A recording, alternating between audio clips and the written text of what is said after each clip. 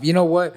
I actually did have my first person tell me that "Don't be a dick" shirt was confusing, right? And how we don't have serve a God of confusion and all Yeah. this other stuff, man. But it was crazy. So yesterday I had a friend of mine, and she went into some details about some things about her going on, right? And so I gave an honest opinion, and I was like, as a follower of Christ, you're saying a whole lot of me and I and me. I was like, you're not supposed to start with self, you know what I'm saying? It's supposed to start with Jesus, it's supposed to start with others, and anyways, like we just kind of, I gave some criticism I felt was constructive. She fucking hated it, called me judgmental and some Yeah. other shit.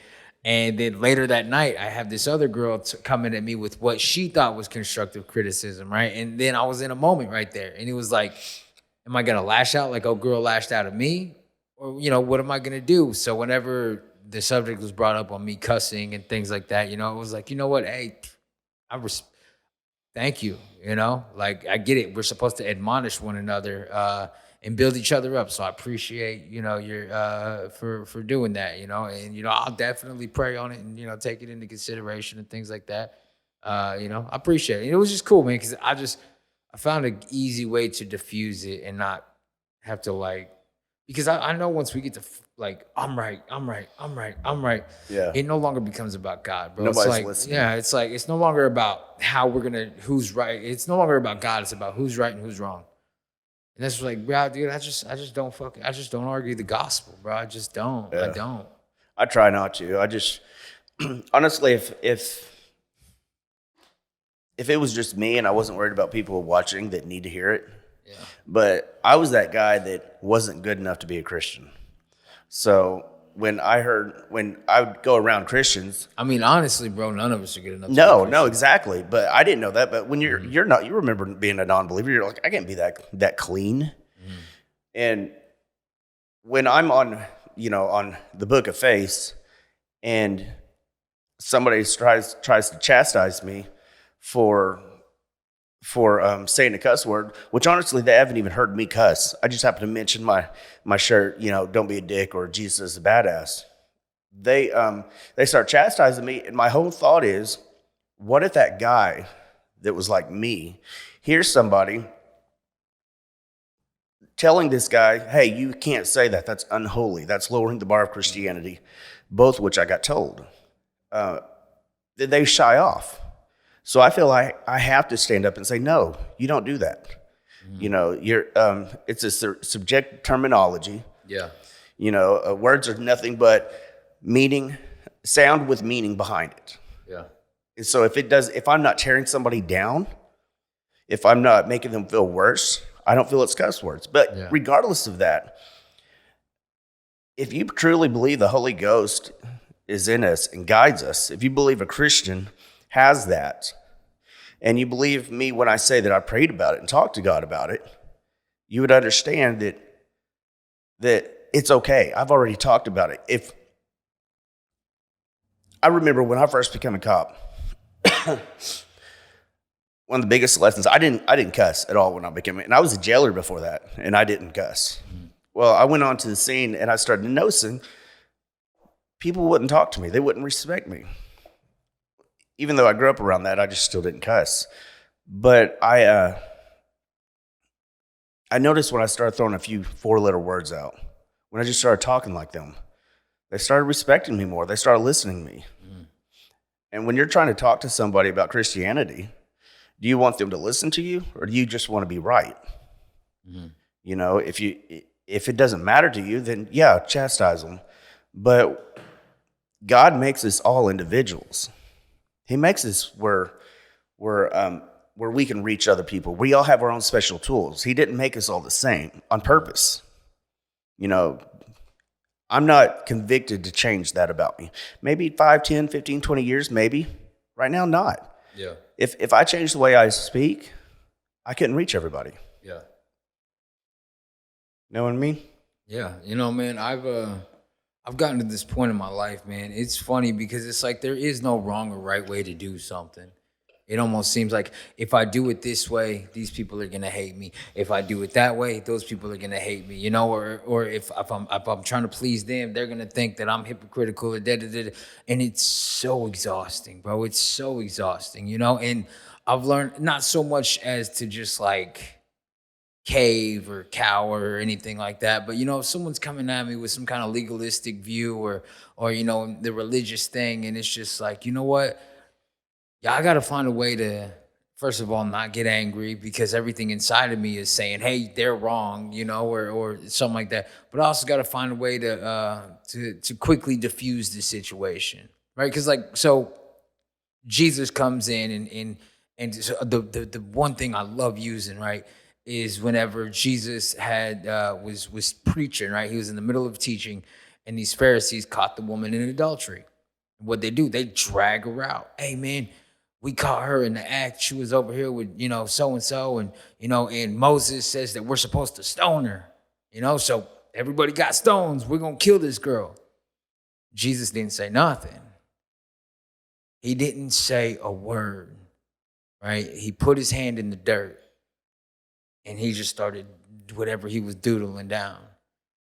And when I read that, that comes to mind whenever I get into these we shouldn't do it like that, or we shouldn't. It's like, yeah, maybe I need to just park it real quick, and find peace and patience in this moment because I'm so quick to just lash out and get rash, and I've always been like that, and living in an environment like you were saying, you would pick up the language they were using. They respected you more. It's like this unwritten code, what I'm saying, that we have. Like, you got to walk a certain way, you got to talk a certain way, and if you don't, where I'm from, if you don't move like I do, if you don't get the lingo, you don't get this, you're a cop.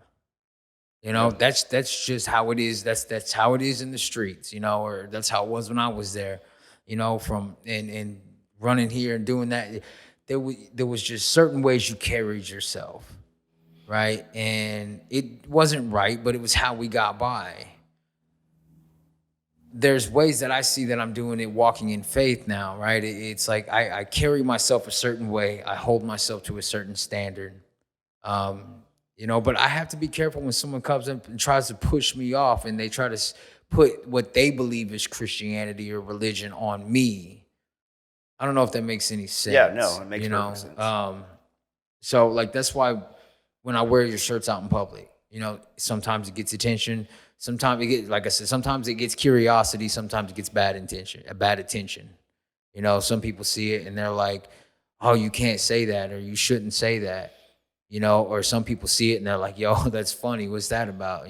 There's a door as opposed to there's somebody upset with it. It's the good and the bad. I've just learned how to just deal with it, and not settle so much in what somebody else thinks about me because I don't control what other people think, and like that shirt, I get asked a lot of questions about that shirt, so yeah. Oh yeah. I'm gonna let you explain exactly what that is. Yeah, it's funny. I got told it's demonic and it's wrong, but actually, if you'll notice that, of course, that is a demon skull.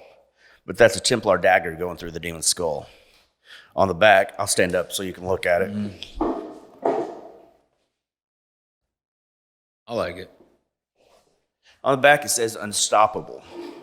Well, I'll tell you a story, give you an example. True story. This is last year. I just made the shirt. And I was going to this convenience store. I won't say which one. And, I did old habits die hard. As a cop, we'd go and we'd talk to the people that work there, and I work at night.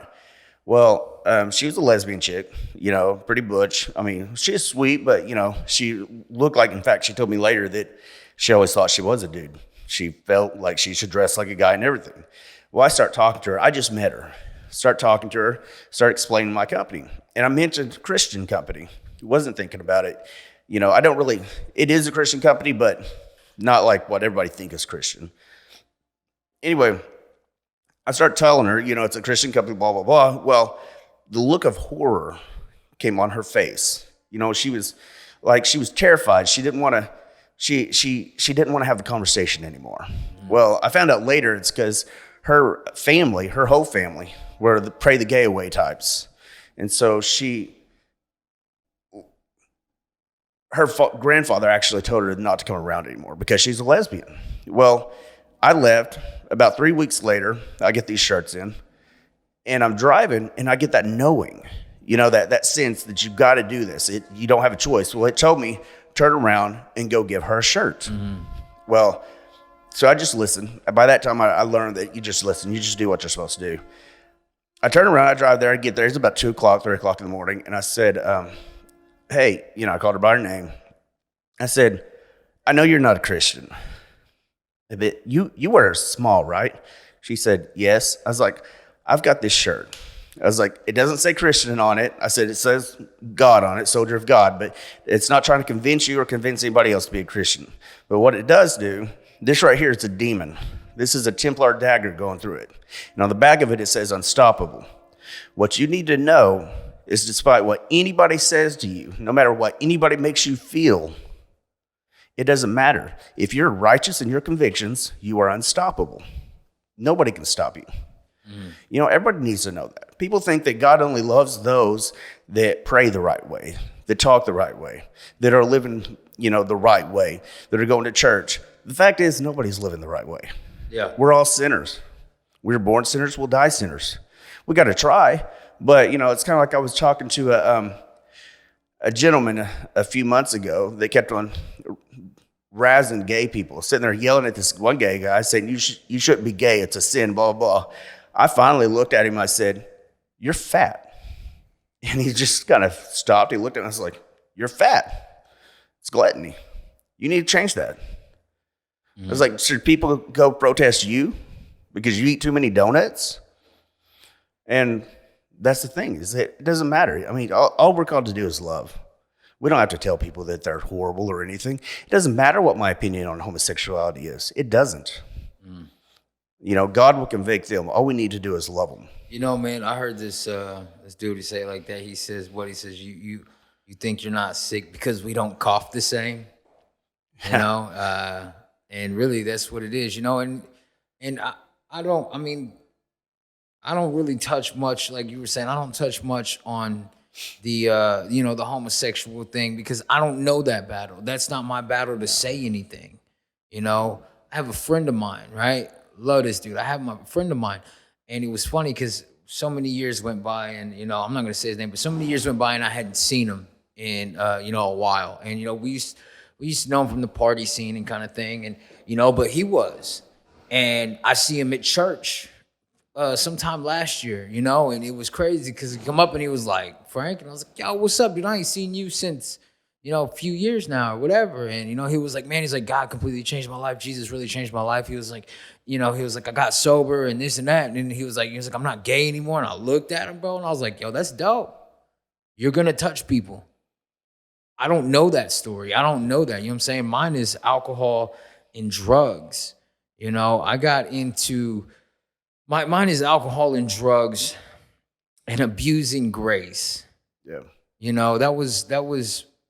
That was my thing, man. When I relapsed after, we went into some of my story so far, but there was a part where when I got out of prison, I moved into a sober living house, and I was sober for 15 months, and I was helping people. I was working. I lived in a sober living house, and I worked for their little, for their sober living program, and I was going into other houses. I was helping people get off the streets, or I thought I was, but I made it a lot about me.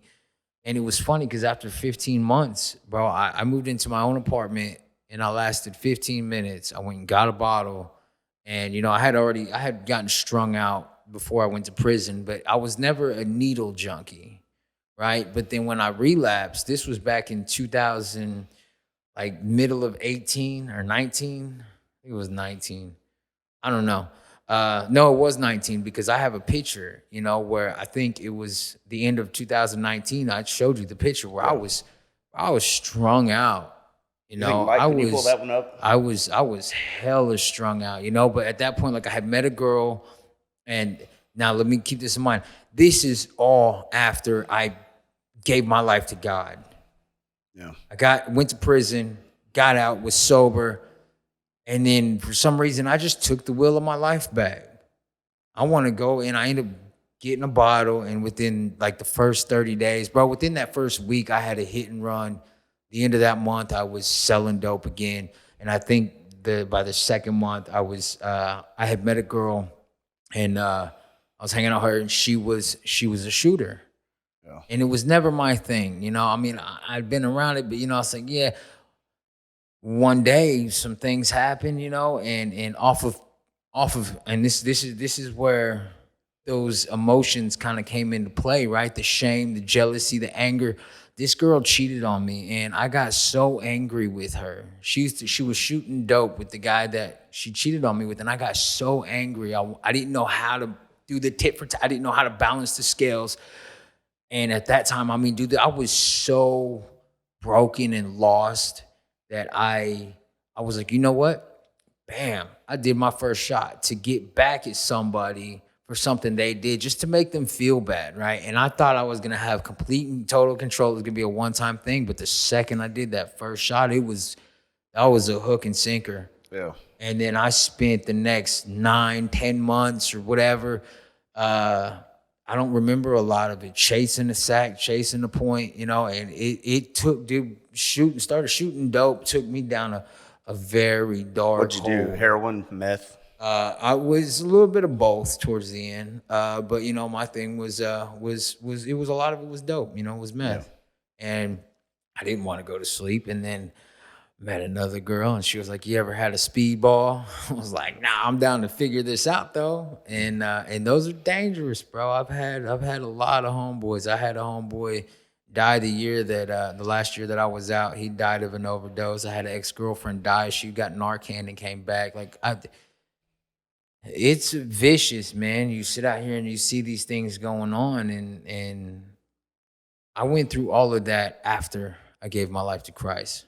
I fell away from grace, you know, and it was funny because I write songs, and I wrote a song called, "Fall from Grace," and it was no quicker than I was writing that song. I was drinking. I had started drinking again, but you know, then like everything kind of picked back up, and I intentionally ignored God every day because like I knew He was there, but I had to stay so high and distracted with this and with that and with the dope game and with this girl and, you know, and all these things, man. And it's amazing because here I still sit with another chance.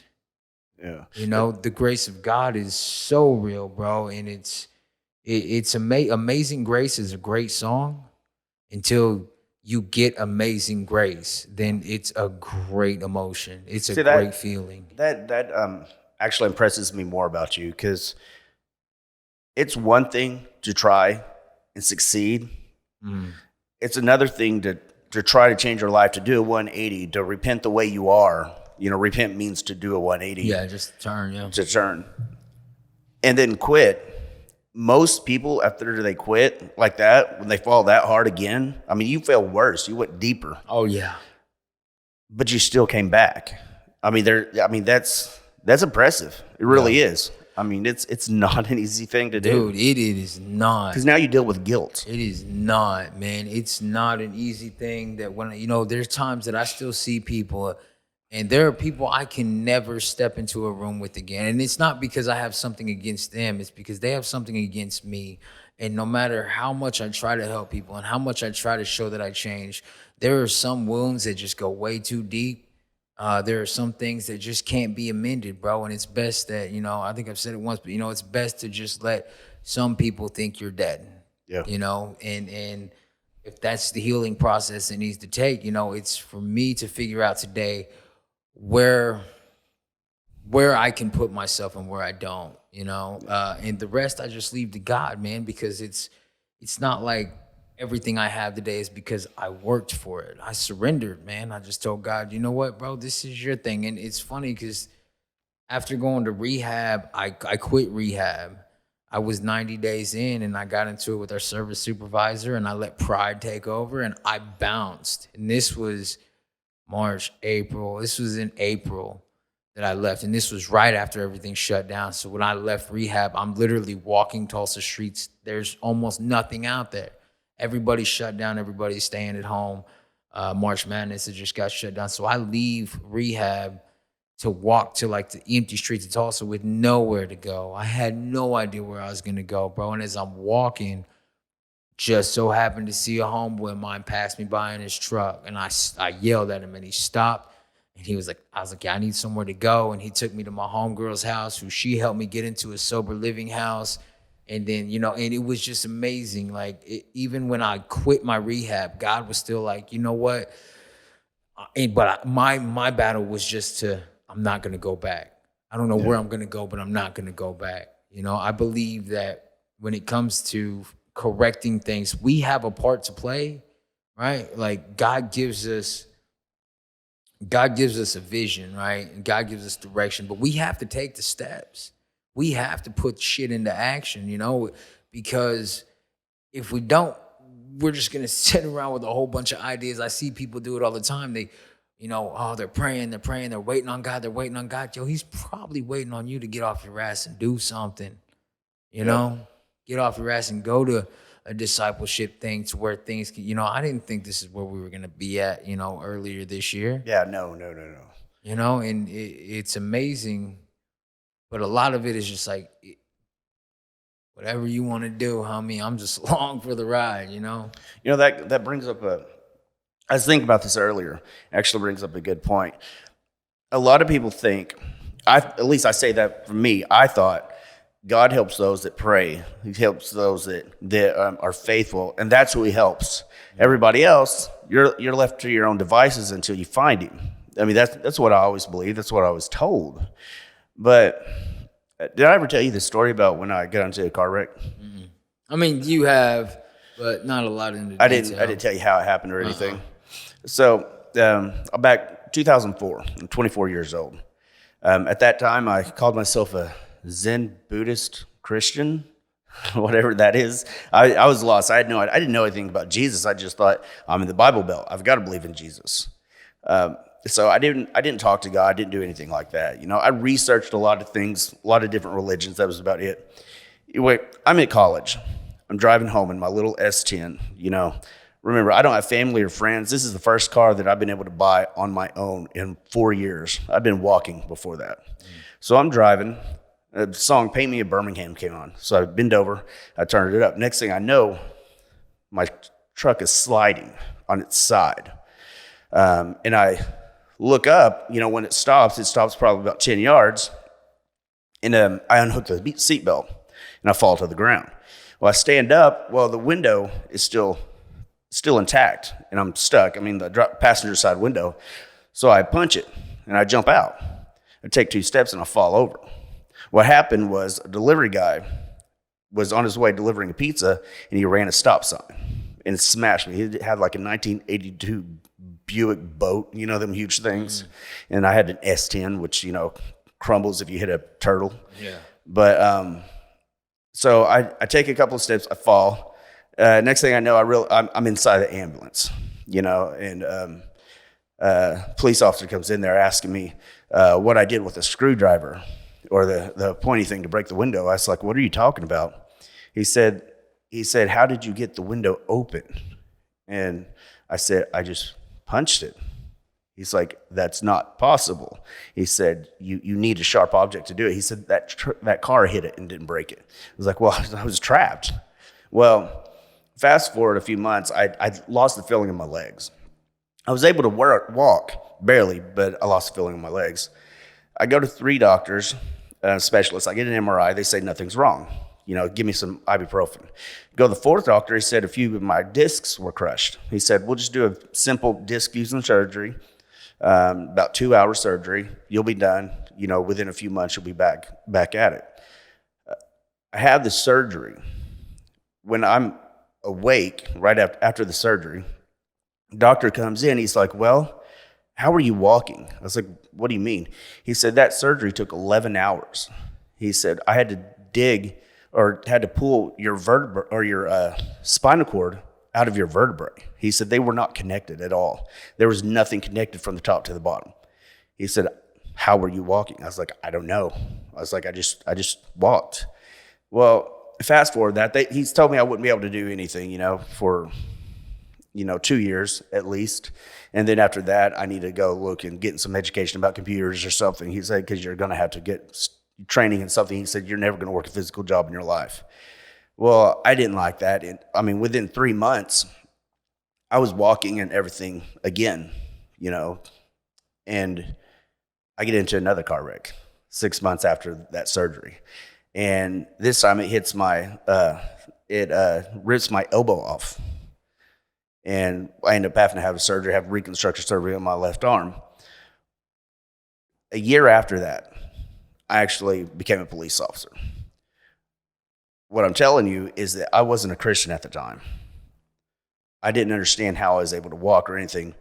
But what I know now is God helps people regardless of whether you deserve it, whether you ask for it or not. Now, granted, he does help you when you ask, but if you don't ask, he's only going to help you when at certain times in your life. And we're not the judge of that when that happens or not. But I believe, it's because we all have a plan. God has a plan for us. Mm-hmm. And even though you're not a believer yet, that does not mean that God is not there for you. Yeah. And so, it's kind of like having a parent, but you don't know who the parent is. Yeah. They're there for you. And there's something like when I talk to people, right? And like this girl, like I've heard it a few times about my language and things like that, and I'm trying my best to take correction when it comes to that, or at least hear it with an open ear and an open heart. As you can tell, I haven't cussed this whole time, which is kind of like, but you only cussed about 4 or 5 times, but well, maybe, I don't know. To me, I haven't cussed, but there's always a point to where, it gets like, if we're in a personal setting, right? And it's just me and you, or I'm talking to somebody and like, I'm getting to where they're coming from and there's no cameras, there's no stage, there's no nothing, I think in those moments it can be one thing, because the last thing I want to do is honestly, I don't want to disrespect somebody on how they believe. Now, like I was saying, I'm not going to be quiet about my stuff, but I don't know, man. I feel these things. Where am I trying to go with this? I have no idea. There was an end zone and I missed it. That's the same way I just did it just a second ago. I'm like, what? The whole thing I was getting at, man, when it was talking about when it comes to people who feel like they're not living the way a Christian should live, or if I'm talking to a homie, I'm like, hey, check this out. Come to church or something, and the number one answer I always get back is, if I step into that church, the building's gonna burn down, and it makes me laugh sometimes. But when I give them not so much scripture, I'll tell them a story. I'll tell them the Rahab story, right? You know what Rahab was, right? She was the prostitute that Joshua sent some spies into town.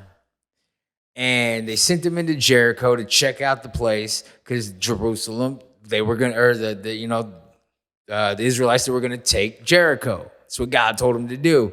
So Joshua sends them in there to go and check out the city. Well, while they're there, they find out there's spies in there. So these people are looking for them. So these spies, the Israelite spies, they go and find a place to hide, which was in a brothel. And they meet a woman named Rahab, who was a prostitute. She wasn't even Jewish, right? She wasn't an Israelite. She was an Egyptian who was living in Jericho, and she owned a brothel. She hid the spies. She told them that she was hearing rumors about God, and this shows that God will use rumors about him to get people's attention. But, she was hearing rumors about God, and, they heard about the Moses, and now they're hearing about Joshua and how they're taking these kings. And this Rahab, she was like, I believe, so she hid the spies. She saved them from the people who were looking for them. She told people, she was like, they went that way, and she hid them, so they all went that way. And whenever they left her spot, she was just like, remember me and my family, right? Because I have given you favor. Please find favor on us when you come and take Jericho. And I say all that to say this, man. Rahab asked in that moment because she believed in a God, right? As a prostitute who was helping other women sell themselves. Yeah. God found favor with her, and she's actually in the genealogy. If you read it in Matthew, read the genealogy of Jesus Christ. It says Rahab. You know, Rahab is in the same bloodline as Jesus, and she was, God used her while she was being a prostitute. Yeah. It wasn't clean yourself up, and then we'll talk. You know, God will use anybody, any place, anywhere, and it doesn't matter. And the reason he does, it says it in the Bible, he will use the foolish things of the world to shame the wise. He will use an ex-drug addict to go into places and speak the gospel. You know, we have in the AA thing, right? There's a doctor and a stockbroker who are kind of the founding members of this thing, right? And I mean, they weren't like the brightest of individuals. They were drunks. Yeah.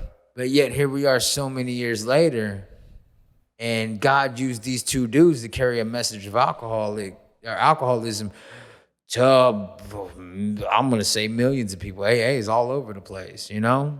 That's where I was trying to go with early, and I had a brain fart, so my mouth just stops. As my buddy likes to say, he said, "It's okay, you're riddled with Asperger's." I'm like, well, I appreciate that. God uses you and needs you, and he'll help you because he wants you to search him out. He wants you to look for him.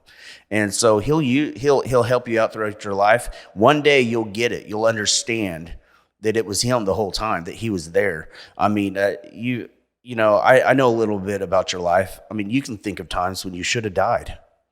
You know, a few of them, yeah. Yeah, I know. I mean, you know, I've been shot, I've been stabbed. I mean, there was, you know, that was before I was 6. And, you know, if God wasn't there, I wouldn't be here today. If God wasn't there, you wouldn't be here today. We wouldn't be able to help anybody. I mean, I worked at this one department, and I hated it because I was working at a college, and you know, I was basically just like a security guard. In fact, the administrator did not want a police department, so he made us act like security guards with guns, but and a badge, and I could arrest people. But I was there for a full year. Nothing happened except one thing. They were having this basketball tournament for high school girls. And during the tournament, one girl collapses in the middle floor, about 16-year-old girl. She collapses. I go out there. A bunch of other people go out there. We ended up carrying her off into the locker room, and she stops breathing. Nobody there knew CPR. This was down south of 40, and everything's different south of 40. Not everybody knows CPR down there. And so I just started doing CPR. Well, after about 2 minutes of it, she jumps up, starts spitting this pink foam stuff. I punctured a lung, and if you do it right, you do puncture a lung. But she came to. She woke up. Well, when the EMS finally got there, they got lost in a very small town. But when they got there, they carried off. I don't usually find out what happens to people. Well, I was curious. I called later at the school, and they told me what had happened was she had walking pneumonia, and she fainted, and she would have died. You can die with walking pneumonia if you carry it. But if I wouldn't have been there, you know, and I'm not taking any credit for it at all. I mean, I just knew CPR. Anybody could have done it. But if I hadn't been there, she wouldn't be alive today. What I'm saying is that whole year, I'm sitting there griping because I'm there. I don't want to be there. I hate it. It's miserable. I felt lower than a police officer. You know, we get arrogant. We get egotistical. We make fun of people that act like police officers that aren't. You know, you see them COs and them detention officers walking around at Walmart, and they have their handcuffs on. You know, I don't know if you ever see that, but yeah, it's because they want everybody to know, look, I'm in law enforcement, but they're not actually like cops. So I hated it. I hated being there, but it didn't matter. I was needed there. And when you're in a place that you hate, look around, try to figure out, why are you there? What can you do? You know, God uses us in a lot of different places, and that's probably where you need to be right now. Make sense? It does, man. I'm trying to remember this. Oh man, I'm trying to remember. I know exactly what you're saying, but there was, I don't know. I just keep going to scripture right now, man. I've been so hardcore to like read my Bible and like listening to sermons. But there was, what's the island where the island that Paul crashed upon after the storm? I have no idea. You know, it's funny. I have a friend up in St. Louis, and he would tag me in posts that when he'd get into some kind of biblical argument with somebody, and he calls me. He's like, "Man," he's like, "Would you get on this conversation?" That's what it was. Oh. Well, Malta. now you got to wait a second. I got to finish mine. Anyway, he had asked me. He called me. He said, "Would you get on there?" He's like, "Man," he said, "You know the Bible better than most people I know. This guy's 51 years old. He's grew up in the church." And he asked me, you know, and he's like, do you read it every day? I said, no. I said, honestly, I just read it when somebody tries to use the Bible against me. Then I'll read the chapter and I'll figure out whether it's true or not, and then I can quote it back to them. But I mean, don't get me wrong. I've read the book of John, Mark, Matthew. I think I read them 3. Why are you looking at me like those? Because I'm trying to think. Anyway, so but what I told him, I was like, you know, there's a huge misunderstanding. I was like, people assume I'm knowledgeable of the Bible. It's not that I'm knowledgeable of the Bible. It's just that I have an understanding of God. You know, because like I'd said before, I think we said this the other day, that we found Jesus and God honestly. And when you find them honestly, when you get an understanding, you know how they think. I mean, somebody that knows you really well can probably answer a question for you, you know, without asking you, because they know how you'll answer. You know? So if you know God well enough, Einstein said it. He said that you can't call yourself an expert unless you can explain it to a kindergartner. You know, and that's the way I see a lot about Christianity and about God. That, you know, if you have to use scripture to explain God to somebody, then do you know God as well as you think you do? I mean, think about it. If I came up to you and I told you can't do that because the Quran says this, you'd look at me like I'm retarded, right? Because you don't study the Quran. You don't believe in the Quran. Well, see, man, the Bible to me is more than just a book about God, right? To me, it's a word.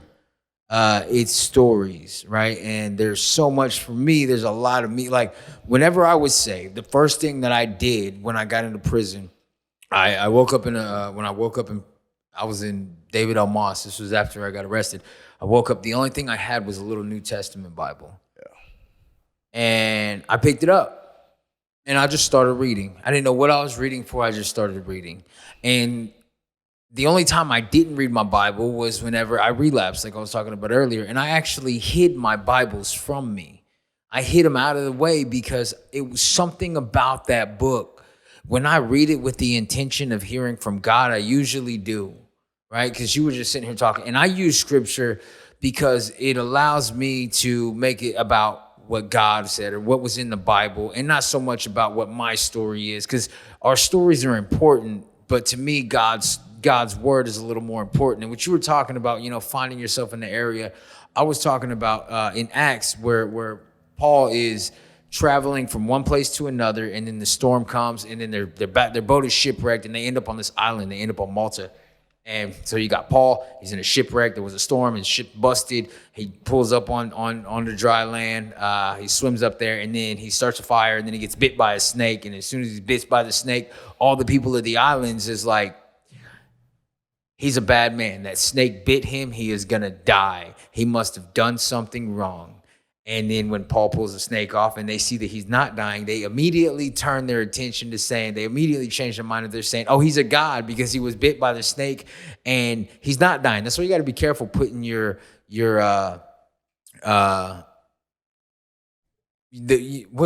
the word I'm looking for? Putting your identity in what people think. Yeah. You know what I'm saying? If we put more attention on how they're going to see us or how they're going to say this about us, in a moment, they can change. In a moment, someone can change their mind about how they think about you, about how they think about me, about what they think about this podcast. You know, they could love it today, hate it tomorrow, right? As long as I keep my joy on what I believe God is pushing me in the direction he is pointing me in, it's easier for me to stay anchored to, you know what I'm saying, anchored in that hope. Well, anyways, so Paul was on there. He gets bit by the snake, and now they're saying, oh, he must have been, he got bit by the snake. They're saying, oh, he's a murderer, and then he doesn't die. So they're saying, oh, he's a god. Let's take him over here to this house, and we're gonna have a big dinner because we got a god. And then, anyways, Paul took that opportunity to not only preach, like he was having dinner, and he seen the chief islander's dad who was sick or something like that, and Paul healed him. And in the house, the same hand that the snake bite was on, a few verses later, he's laying his hands on people and he's healing them, right? And now what I'm getting out of that is in those moments where we get put on an island we don't want to be at, if we look for the purpose God has put us there for, given the CPR, being in even when we don't want to fucking be there. Yeah. I did it. Even when we don't want to be there, there is a reason for it. There is a purpose in it. And it is not about so much what everybody around us is thinking as for why do you have me here? Yeah. You know, and those are the questions that I ask myself more often than not. Why do you have me here? You know, when I was in the Band of Brothers, there's a lot of guys in there, you know what I'm saying? And you know, some of the names that you mentioned last week, I know you don't agree, but like Kellen, he's a mighty man of God in my eyes, you know? Like some of the words I've heard that brother speak was dope, you know? Curtis, some of the words he speaks is dope, you know? Yeah. But it's not only just to like soak in what everybody around me saying, but really it's, God, why do you have me here? Because it's always, for me, there's always another reason, and it's usually for some kind of growth, you know? And if I keep looking through the lens of why, or I'm looking for the purpose, it just seems like the distractions of other people really just aren't that big in my life, you know? Like I have people that are still on block today on my phone just because it's not good for me to talk to them. You know, not if it's going to get me in old behavior. If somebody can get me to act in an old character, it's disrespectful to the walk that I've made so far, right? Because if I get to acting like I used to act, even if it's for a moment, I basically am pissing on everything that I've been through these last 18 months, you know? And it's crazy because God has taken me to one place after another, after another, after another. Because you learn in a short time. Listen to God. Yeah. And when about the Bible, you know, I know it kind of made it sound like I was saying the Bible isn't. It's not what I'm saying. What I'm saying is people need to learn to listen to God to read the Bible. Mm-hmm. You know, and that's what you did. You learned to listen to God because that's how you started reading the Bible. Was because you learned to listen to God and it helped you guide. You know, it's a map. Yeah. The Bible is a map. Yeah. You know, and God has maps. Yeah, yeah. and God is the compass. He's the navigator. He explains things to you. Yeah. And you know, and a lot of people get lost in that because if they read the Bible without God, what they're doing is trying to interpret it through their own biases and other people's biases and dogma that they've heard instead of reading and listening to the context of everything. Yeah. I mean, that's, you know, and it took me a long time to learn how to explain that properly because I had a friend that say, "Are you saying the Bible's not real?" I said, "No, I'm not saying that at all." He said, "Well, that's what it sounds like." I was like, I'm not meaning that. Sitting across from you. You know? I was like, I don't mean it that way at all. You know, communication is not my expertise. Yeah. But, you know, man, I'm jumping completely off subject here now, man, because we just put out the episode 1 and that came out last Friday, right? Yeah. Yeah. And went pretty good, man. I got a lot of good feedback. But one thing I've been asked by a couple of different people was, I mean, of course, someone was like, "Will you take a phone call?" Like, no, we're not going to take a phone call. We're not going to fucking put an editing nightmare on my homie. You know, we're not going to do that. I said, but then the next thing was, are we willing to take questions? Yeah. If somebody asks us questions. So I was thinking we would say it on this one. If you leave questions in the comment section, we'll just do it strictly for YouTube because I'm not going to try to figure out, you know, like if we can do it through the videos on YouTube, leave a question, and then we will take the next from here out, you know, to maybe take us saying where we can answer a question or we can find, you know, because there's some pretty good questions out there. I know that people want to ask. And I'm curious. I think it's challenging. That's the whole purpose I started. I wanted to do this was because I wanted to bridge the gap. Yeah. You know, there's a huge gap between our cultures. You know, I'm not talking about like Scottish and Native.